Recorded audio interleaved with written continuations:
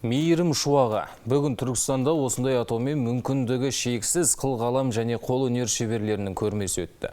Шараға аймақтың түкпір-түкпірінен 70-ке жуық талантты, дарынды жас жиылып көпшілікке өз туындыларын көрсетті. Олардың арасынан ерекше көзге түскендері аукционға қойылып, жиналған қаржы дертіне шипа іздеген жандардың еміне жұмсалмақ.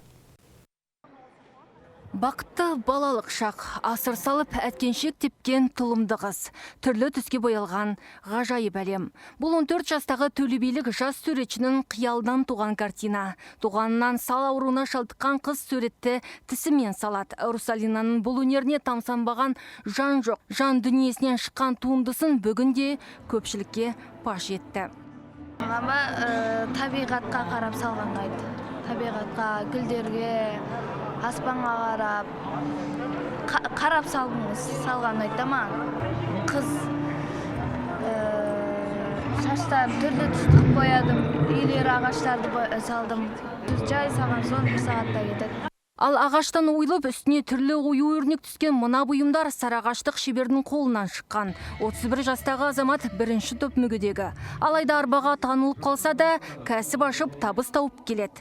Бүгінде оның қолынан шыққан ерекше ойыншықтарға сұраныс жоғары. Кейін 2019 жылы Атамекенде кәсіпкерлік оқу өтіп, жол картасы бойынша 1 миллион грант алып, лазерлі станокпен жұмысын бастадым. Қазір таңда мен жұмыспен қамту және әлеуметтік бағдарламалар бөлімінде жұмыс істеймін. Сарыағаш ауданында қосымша демалыс күндері лазерлі станокта осы заттарымды істеймін. Материал айтып кеткенде бұлар фанера болғанымен гипоаллергенный табиғи таза акриловый краскамен, лакпен қаптап осы бояп шығамын да заттарын.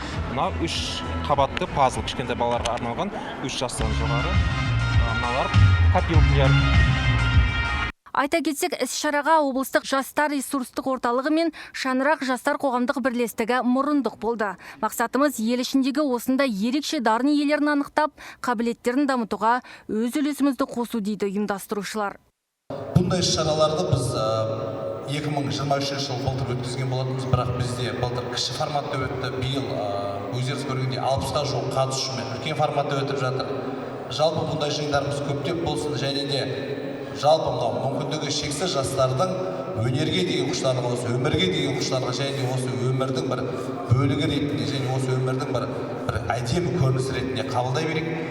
Шараға Қазақстан суретшілер мен қолөнершілер одағынан, Еуразия дизайнерлер одағының мүшелері арнайы қатысып, талантты жастардың өнеріне өз бағасын берді.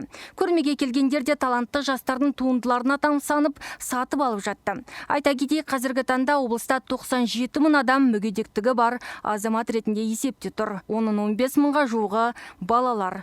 Ұйымдастырушылар осы шараны алдағы уақытта да тұрақты түрде өткізуді жоспарлап отыр. Назым Қайратқызы, Ержан Сейдәзім, Түркістан 24.